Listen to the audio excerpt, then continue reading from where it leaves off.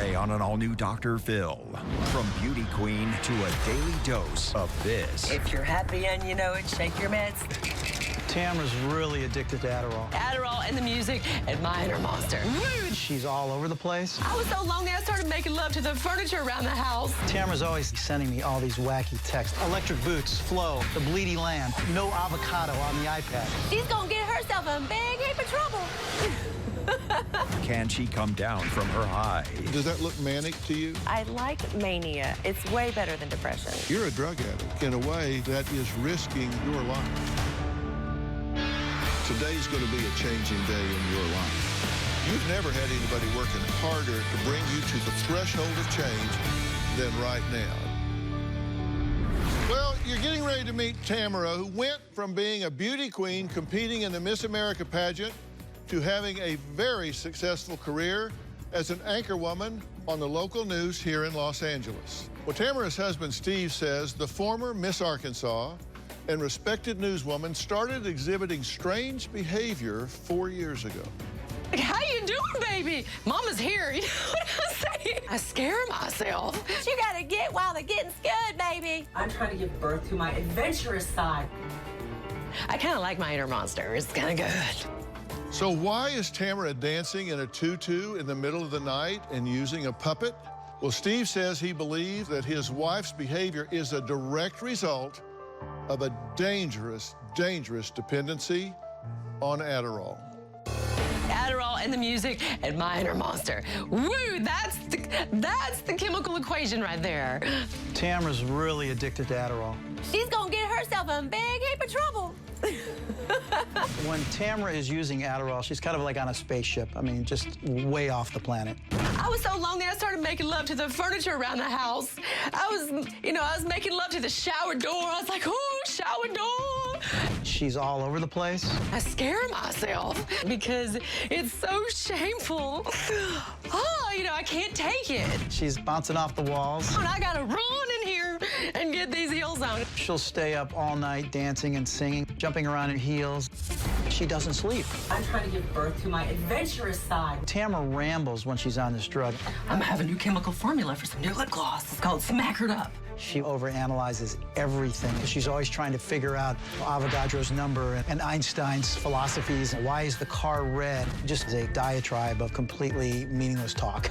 All I am is a walking side effect. Tamara's always sending me all these wacky texts. Electric boots, flow, follow, follow, follow, flow, with a picture of an ant. The bleedy lamb, TBL, Four Eyes, BLT, Blat, no avocado on the iPad. It just makes no sense. She has different personalities. I may have my little girl, I may have my sultry grown woman who's ready for her knight in shining armor. So who am I really? She reads T-shirts, and T-shirts all talk to her. It's like, oh my God, the message for me. And I'm like, no, it's not, honey. This guy bought that shirt at Target. It has no meaning to you. She tells me everything's okay. She can function in the world. She's happy.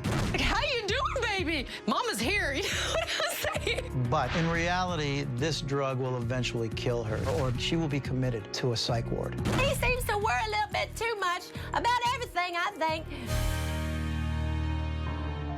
Well, Steve says Tamara's addiction, which she insists she does not have, leaves him as her caretaker. I kind of like it. I kind of like my inner monster. It's kind of good. Tamara used to be very independent, but now I'm her caretaker. I'm the guy that has to feed her and dress her, and she has become like a child. When I speak the truth, it just... The winner of the poster contest for the Twilight Dance series at the Santa Monica Pier was announced. Adderall has stopped her from earning an income. Keep watching. I'm Tamara Henry. She was in television for 25 years. She was an anchor woman. She was in the Miss USA pageant. And she was a beauty queen. And now she has no sense of purpose anymore. I found my inner designer. I can write songs. She needs constant attention. Tamara will have panic attacks. They're violent. And I feel so bad for her because she'll just crawl up in a ball and pretty much catatonic for an hour or so. She can't move. I mean, she's cried in front of me thousands of times. She'll cry right when we get into our favorite bagel shop.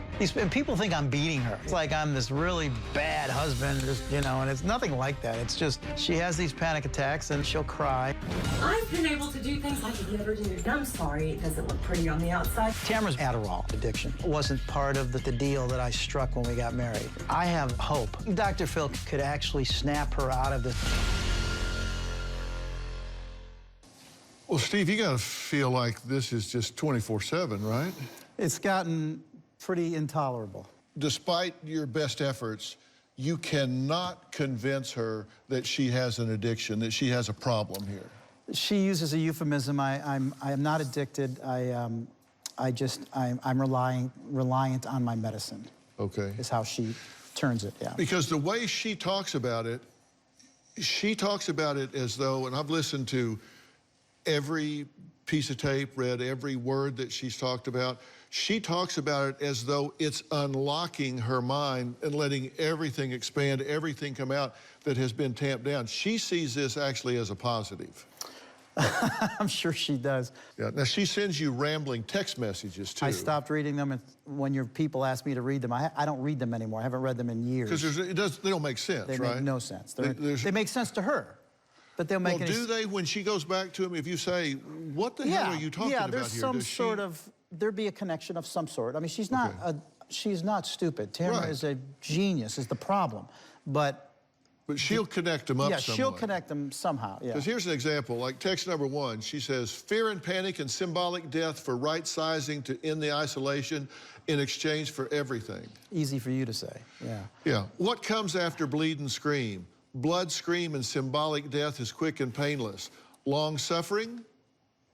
And then text 2, how can I feel calm in a safe place when I don't know who we're hiding from or what we're hiding? I can't see, I can't hear, I can't feel, I can't understand, I can't make decisions. What is happening? How much longer? Yeah, it's incoherent. And in her defense, which I will defend her a lot because I love her, but in her defense, unfortunately, where she's at now, she's better on it than she is off of it. I don't know, you know, like heroin addicts, they can use methadone, and other people, alcoholics can go to AA. I don't know what Tamara needs when she gets off of this, because she has gotten off of it before, and she turns into a zombie, Dr. Phil. I mean, absolute zombify. So you say she's easier to deal with on the Adderall. Oh, without a doubt. Because she's more productive around the house. And as much as you say, I don't want to feel like I'm exploiting her, but the truth is, she's easier to manage when she's on it than when she's in a fetal position, crying and upset. Well, I mean, forget the productivity. She is very productive. I mean, she cleans the house, and it's mind-boggling how much she gets done because, you know, it's like a methamphetamine. It's a speed. But she's calm. How do you resolve the conflict here? Because you pay for this Adderall prescription. Somebody's giving it to her, but you're paying for it. How do you square that? You know, that's a real conundrum. You know, she gave me a huge analyzing statement one day. It was kind of like a Tamara manifesto as to why this was, and I actually kind of bought into it. You know, she's like, you know, I've never felt good my entire life, ever. I've always had shame. I've always had guilt. You know, I didn't start taking this stuff until I was, you know, 40. It makes me feel good. It let me feel good, Stephen. I mean, let me, and I'm like, okay, you know, but then it progressed where she had a 12-hour panic attack in a hotel, and I had to kind of hold her down, and she just cried. But it's also killing her. It is. But that's the thing, because you understand she's sleep deprived. Yes, she is. Because she stays up all night, and when you're sleep deprived, then your brain chemistry, the neurotransmitters in your brain are disrupted, and then you're pouring this Adderall, which is just an amphetamine. But you have to explain it. She won't listen to me because I'm the bad guy. So we've got a plan then. We'll throw you under the bus. I'll be the hero. I think I'm already under the bus, yeah. All right, I got it. But the side effects get worse and worse, and her brain gets more and more disrupted. And then when she does come down off of it, it's a long way to fall. Now, Tamara says she loves Adderall and all it's doing for her life. And we're going to meet her after the break, and I'm going to ask her some hard questions, and I'll bet you she's got some pretty good answers. We'll be right back. I've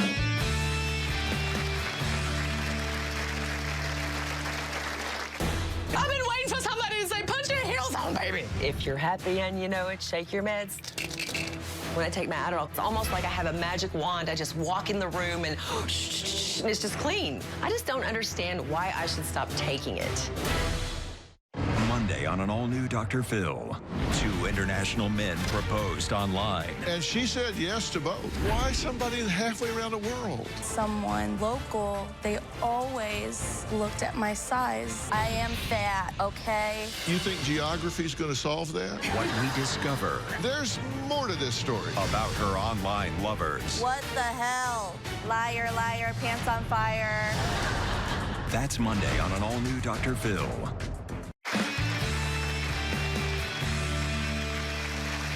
Well, with 16 million Americans filling prescriptions for stimulants like Adderall every year, many experts warn that a new prescription drug epidemic is fast approaching. We all know about the opioid epidemic, but tucked in behind that is this stimulant epidemic. And the deaths associated with that are climbing at an alarming rate. Now, Tamara insists her Adderall prescription is helping her to, and I quote, give birth to a midlife awakening and fulfill her fairy tale fantasies. Take a look. Kill that old girl off and let that new girl come to life. Some of my favorite things about Adderall is the fact I just love my brain. I get so excited. I love my brain. I can think clearly. I have access to the words that I need. I can remember things from my childhood. I can remember words I want to recall. Yeah, and you celebrate life and you know, shake your butt and you feel alive again. When I take my Adderall, it helps me focus. It's almost like I have a magic wand. I just walk in the room and it's just clean. A big pile of dirty dishes, voila, it's done. It's like Alice in Wonderland. All my fairy tale dreams are coming true. Before Adderall, I was Sleeping Beauty in a glass case, just kind of oblivious, and it woke me up. I could feel everything. For the first time in my life, I just don't understand why I should stop taking it. I've been waiting for somebody to say, put your heels on, baby. Adderall, unleash my inner diva, my inner creative side, my inner neglected self. I was on a run in here, and like I'll even throw these curtains open, and I'll be like trying to sing in here and see if I can hear myself better. Woo-hoo! I put those high heels on, turn that music up, get your disco ball going, and just do the press around. It's therapeutic. I kind of like my inner monster. It's kind of good. In the past, I was a doormat. This flimsy girl who would come home crying. Adderall helped me put my boxing gloves on and gave me the courage to stand up for myself. If you're happy and you know it, shake your meds. I take it every day. 20 to 30 milligrams 2 or 3 times a day. One of the challenges of taking Adderall is trying to find your sweet spot. I used to be the medical reporter, now I'm the patient. Steven talks about it like it's heroin or some bad thing. It could be a magical journey. So why not have magic? It's a pill I put in my mouth and swallow. I mean, ta-da! I don't know, what's the big deal? Well, hello, it's good to meet you. It's nice to meet you, Dr. Phil. So what is the big deal? Is this all much ado about nothing? I don't know. I mean, I kind of wish that I had been on it. I was like, why wasn't I on this in high school and college and during my career? I could have done so much better and been so much more successful. And so I just think I had some friends that could see that something was wrong or I needed something, so they told me to go to the doctor. So you went to the doctor, and did he give you a diagnosis or just the pills? I mean, this is for an underactive neocortex. Did they diagnose you with that? I think he was able to tell by my symptoms. I can't focus. You know, I need more energy. I'm all over the place. I feel lethargic. No. No blood workup? No. I assume that you're reevaluated every 10 to 30 days? Right, I go in every 30 days to see my doctor, so he sees me. I come in and I sit on the couch like this, and he looks at me and, you know, says, how's it going? And in the beginning, we talked a lot more, and now it's just kind of like I'm on autopilot. I just come in. We don't have that much to talk about, and he makes sure that I look fine, and I get my prescription, and I just keep going. Okay, so how long do you spend with a doctor? These days, you know, it could just take like 5 minutes to come in. How much are you taking? I'm taking 20 to 30 milligrams 2 to 3 times a day. Seriously? Yes. And they're prescribing that to you? Yes. They know you're taking as much as 90 milligrams of Adderall a day? Yes. 7 days a week? Yes. For 4 years? Yes. Right. Tell me what the side effects are, to your understanding. When you talk about side effects, that we also have a lot of positive side effects that we overlook because people tend to focus on the negative. Okay. So, well, give me a list of both that you're aware of. Well, some of the positive side effects are that I'm more aware of my inner landscape, the things inside of me that I was unaware of. Let's say I was dragging a lot of luggage behind me from the past, things that were dragging me down. They all became amplified so that I could see them clearly, so I could see some of my character defects, some of my hang-ups, so that I could work on them and get rid of them. One of the first things that came up is I saw that I was kind of concerned about other people's opinions, almost in a paranoid way. And I had to learn to deal with that. Like, I would see somebody frowning and I would think that was about me. And I had to learn. But don't you have ideas of reference now? Don't you see things on television or on a T-shirt or on a sign and personalize those things as being about you?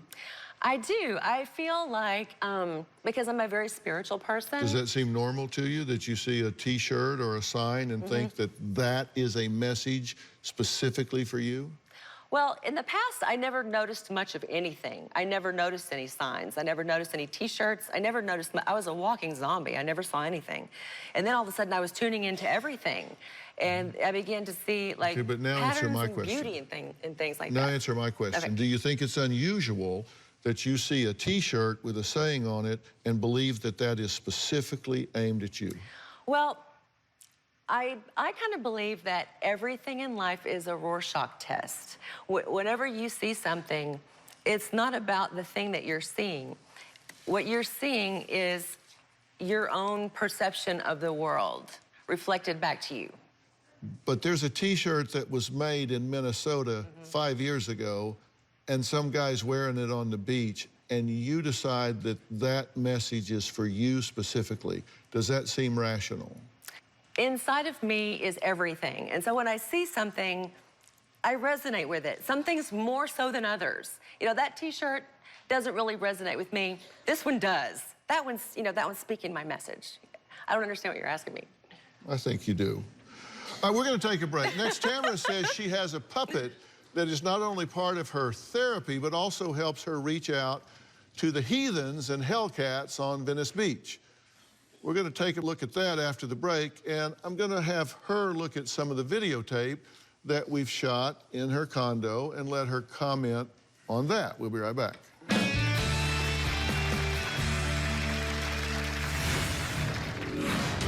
Without the Adderall, I just kind of feel like I'm a knot on a log. She becomes lethargic, very zombie-like. She has a really hard time making any decisions. It's not good for anyone.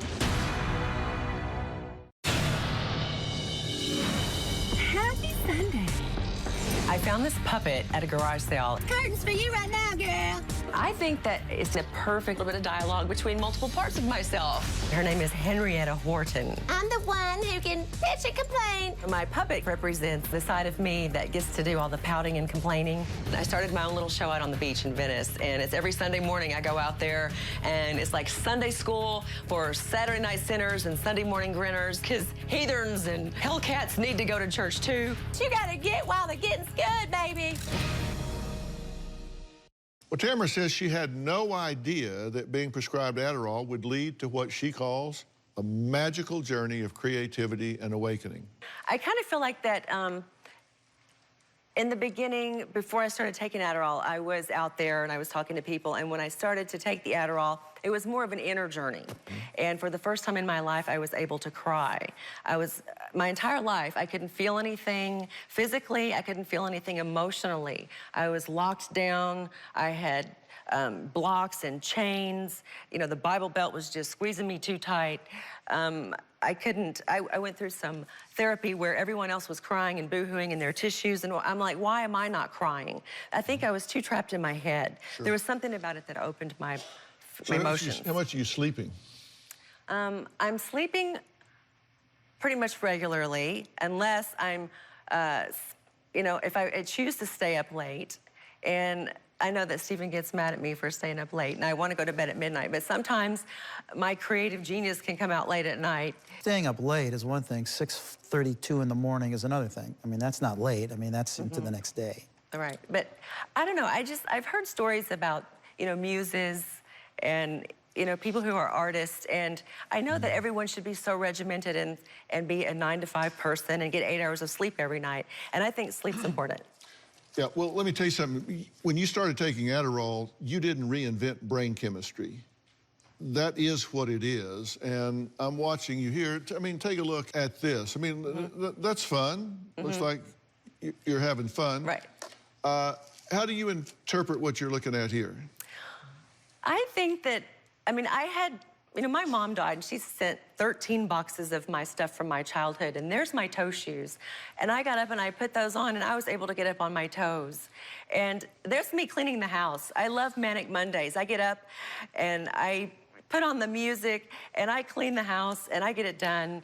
Where, I couldn't clean the house. I would just look at it and say, oh, I can't do this, I can't face it. Okay, well, let's take a look at this tape. Okay. How you doing, baby? Mama's here. You know what I'm saying? I scare myself. I'm trying to give birth to my adventurous side.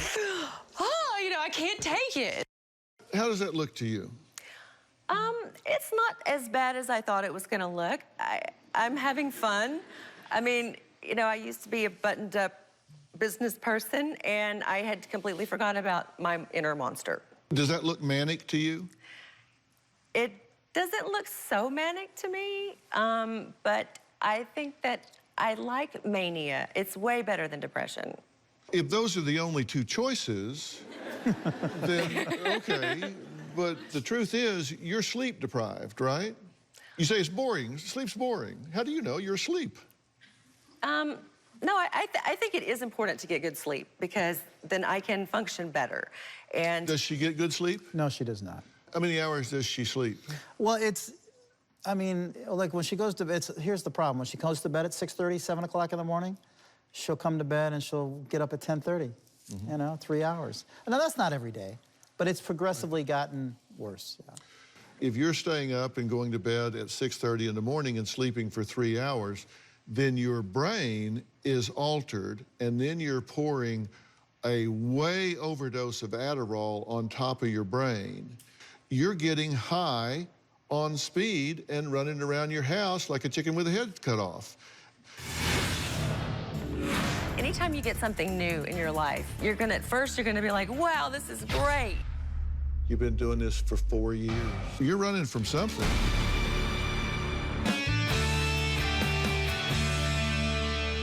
Is it possible that maybe perception is reality, and so you're seeing this a whole lot different than maybe it really is?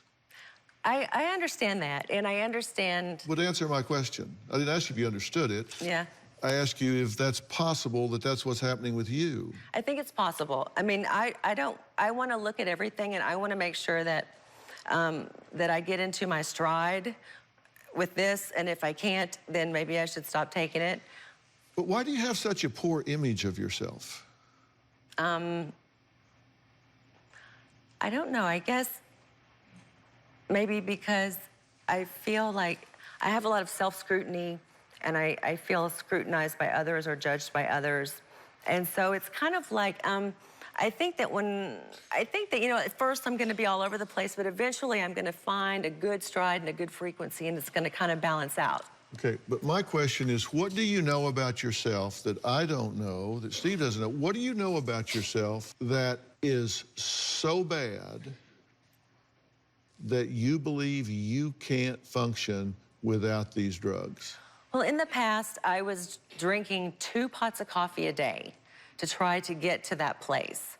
And in college, I had a doctor write me a note that said that I had chronic fatigue syndrome. And I feel like emotionally, I just kind of tend to be negative and a knot on a log. So I've been really happy. The way that I have felt, I have been happy. I don't know if everyone else is happy, and that's a bummer to think that I have to choose between me being happy or them being happy. There's got to be some kind of happy medium balance. Okay, I'm not easy to deflect. My question is, what do you know about yourself that causes you to believe that you need to take so much drug to be okay? What do I know about myself? You're running from something because you don't feel like you can function without taking 90 milligrams of Adderall a day. What are you running from? I don't know. I mean, I just don't think I'm running from something. I think that I'm just so ecstatic and happy to be alive for the first time that I may be going bonkers. But I think it's okay. I think that once I get used to this, I mean, I think anytime you get something new in your life, you get a new car, you get a new house, you get a new, you know, husband or wife, boyfriend, girlfriend, you know, get a new career, a new sport. At first you're gonna be like, wow, this is great, you know, and 4 eventually. years. You've been doing this for 4 years. I know, and I feel like that, that I'm we finally. trade cars in after 4 years. This isn't new. Right. This doesn't have that new drug smell anymore. This is 4 years old. Well, but it's still working for me, and that's a shame, and I'm sorry. And I would like to know if there's a better drug. I would be willing to change. You know, people say there's got to be something better. I don't know. It's still working for me, and I don't know. Well, okay, I've got a challenge for you when we come back. Tamara says Steve's got another thing coming if he thinks shipping her off to rehab is going to fix her and their marriage. So what are we going to do about all of that? Well, Tamara wonders if Steve taking Adderall with her might bring his game up to where she is. What a great idea. Maybe that's the problem. He's dragging behind. We'll talk about all that when we come back.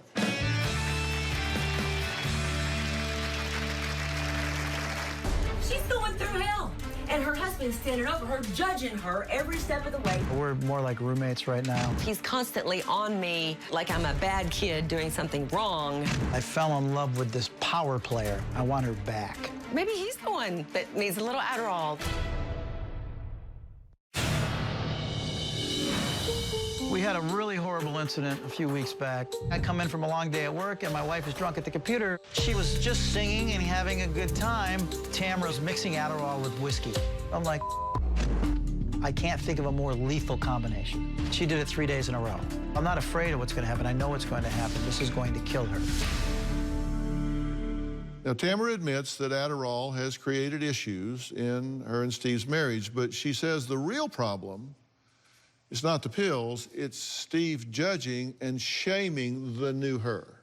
I'm giving birth to something beautiful here. And he can't even see it. Adderall has caused me and Steve to grow apart. She's going through hell. And her husband's standing over her, judging her every step of the way, telling the neighbors what's going on. Our marriage is not great, but she is possessed and has been taken over by Adderall. The old me is dying away, and the new me is being born. And my husband might be botching up the process because Steve judges me. Sometimes I feel shamed by Steven or constrained by him, like he's my father or my prison warden. I'm the bad guy. She won't listen to anything I say. She has no sense of reality. Do you plan on staying on Adderall your entire life? I don't know what the future holds. I'm in the middle of my transformation. I'm changing, and he's not. He's like, what is she doing? She's not being the way she used to be. She better go back to the way she was. You know, I'm hot in the kitchen. I'm making some food. We have gone in two separate directions. We're more like roommates right now. It's like the Lion, the Witch, and the Wardrobe. It's like Alice in Wonderland. All my fairy tale dreams are coming true. Steven wants me to go off to rehab and come back not taking Adderall. He's constantly on me like I'm a bad kid doing something wrong. I still love Tamara with all my heart, but I fell in love with this power player, and we were gonna take over the world, but she completely fell. I just don't know what to do. Sometimes I think maybe he's the one that needs a little Adderall and we'll both be on the same frequency. The woman I fell in love with doesn't exist anymore. I want her back. I have a challenge for you. Okay. This is a role play. Go back to the old you, anchor woman you, and just interview me. Okay. So, Dr. Phil, welcome to the Dr. Henry Show. We're so glad you could be with us today. Glad to be here. What I would like to ask you is, what have you seen with some of your guests that come in on the show? I'm sure you've had a lot of people struggle with alcohol and drugs. And so in terms of pharmaceuticals, what are some of the biggest risks and what are some of the stories that you've heard about pharmaceuticals? Mostly denial because people don't understand how it affects the brain chemistry And because it's altered their consciousness, they're unable to see what's going on inside their body, and it takes away their ability to have insight and understand what's going on inside them. So how do you get those people to see themselves clearly?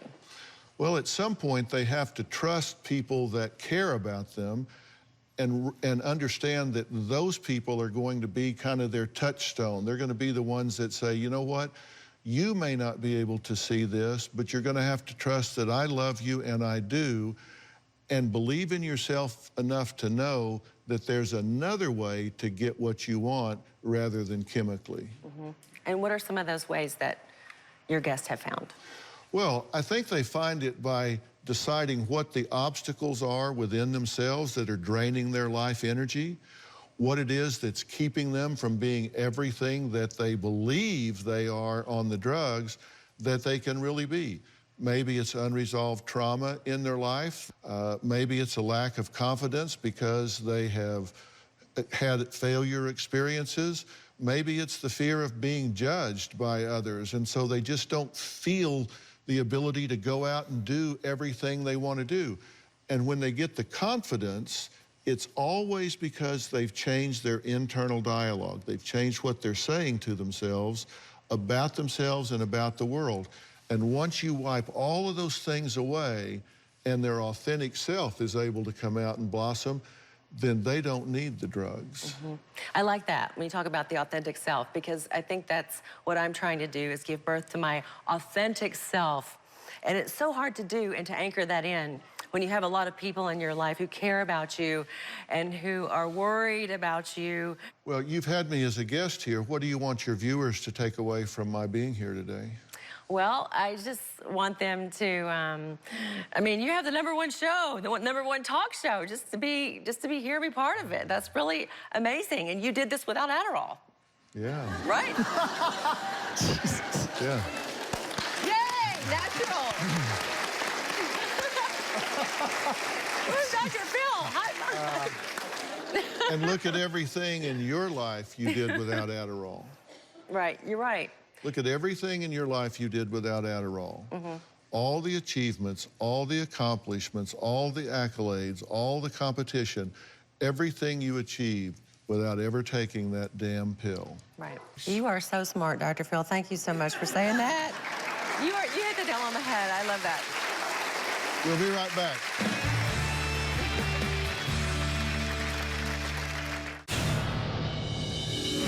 A lot of people have told me to leave Tamara, but I had an ex-girlfriend who I very much cared for. She called me 5 years ago. She had an addiction issue. She said, "Steven, come and get me." And I'm like, "I can't come get you. I'm in a relationship." I wish I had, because she killed herself. I could have brought her, and I could have tried to save her. I don't want this to happen to Tamara. She doesn't have anyone. Well, Steve says, despite people urging him to, he will never turn his back on his wife, despite her struggling with a dangerous Adderall addiction.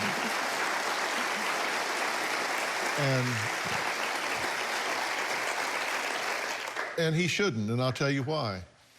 She's here. I mean, she didn't say, no, I won't come, I won't listen to this. She's here. I mean, you got to give her credit for that. Now, I want to introduce Dr. Charles Sophie.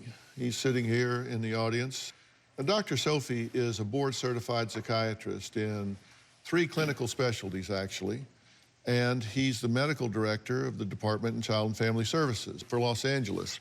You know,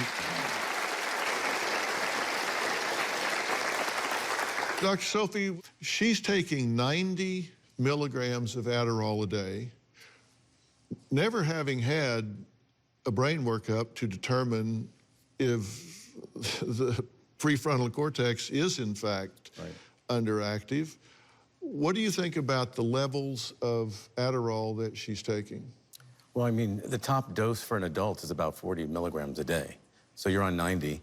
You've never really had your blood taken to see if your thyroid or any other medical problem could be presenting itself. But I think, unfortunately, you had a depression, probably, that this medicine, amphetamine, made you feel happy about, happier than you've been in a while. But I think it goes back to his question of what were you running away from inside of you? Because it took it away, but it's artificial. And what do you think would be the potential problems with taking twice the maximum dosage that an adult should be taking of Adderall for not 1, not 2, not 3, but 4 years in a row? Well, I mean, the side effects of just your appetite suppression. You're depriving your body of food, probably of some level. Your sleep, you're never restoring your brain to the level it should be. And your cardiovascular system can't take it after a while. That's why you're having those panic attacks. You're being overrun with dopamine. Your heart rate goes up. Your blood pressure goes up. You could have a stroke. You could die. It tricks your body because you have pleasure centers in your brain, and Adderall has a lot in common with cocaine. And you're taking high doses of it, and so it tricks your body, and it messes up the neurotransmitters in your brain. You can have that energy, you can have that joy, you can have that creativity without putting your life at risk. Because right now, you're a drug addict. And you're a drug addict in a way that is risking your life. And you need to be responsible enough to hear that and make a deal that says, I'm not willing to go back to where I was before I started the drug, but I'm not willing to put my life at risk and continue doing this either. I want an alternative. So what's next for Tamara and Steve? I'm going to tell them what I think after the break.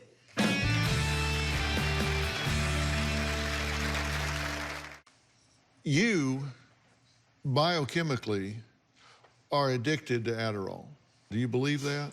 Well, I mean, I don't want to call myself a drug addict, and sometimes I say, maybe I'm just drug dependent. You're drug dependent, and I have thinning hair. Yeah.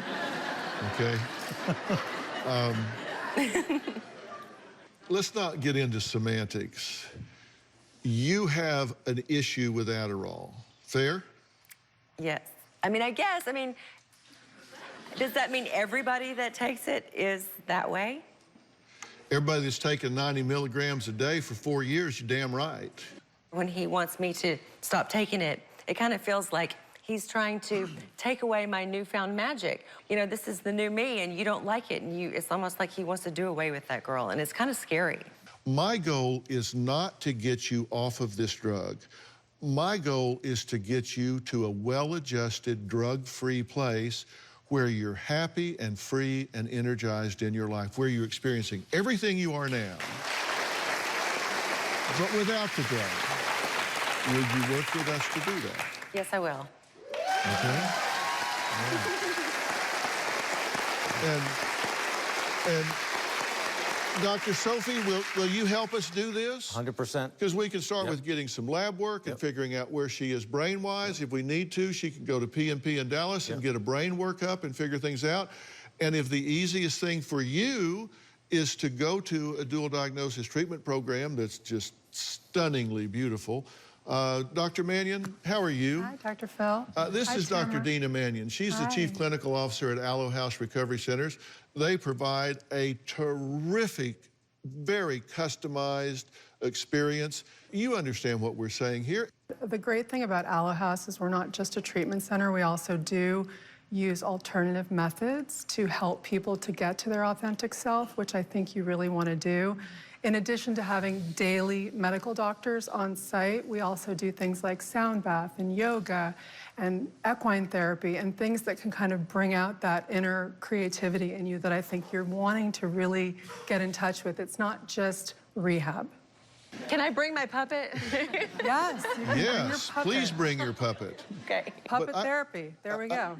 Really, I think this is absolutely made for you. And again, understand, I don't want you just off this drug. I want you to have what you're looking for in your life. Sure. Thank you. Fair enough? Thank you so much. Thank you so much. Okay, very nice. I want to thank all my guests today, and a special thanks to Dr. Charles Sophie and Dr. Dayna Mannion from Aloe House Recovery Centers for offering the resources for Tamara, because it's just made for her. For more information about today's show, log on to drphil.com. You can follow me on Facebook, Twitter, and Instagram. I do read your comments and questions. For instance, the real Kelvin Klein asked, Dr. Phil, my brother keeps eating my leftovers. Got any advice? Yeah, quit leaving them left. Eat them yourself or put them under your mattress. That's what I used to do. We'll see you next time.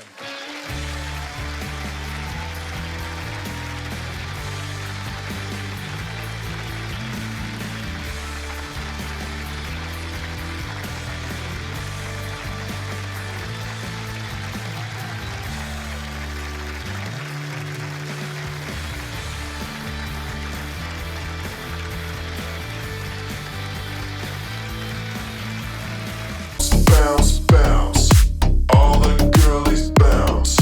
Take 'em to my house, turn the party out.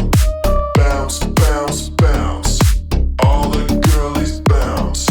Take 'em to my house, turn the party out. You warned me 1,000 times, memories can kill ya, but I didn't hear ya. I thought that I could fly, but woke up on the asphalt. I swear there was the last time. I've always been naive, call it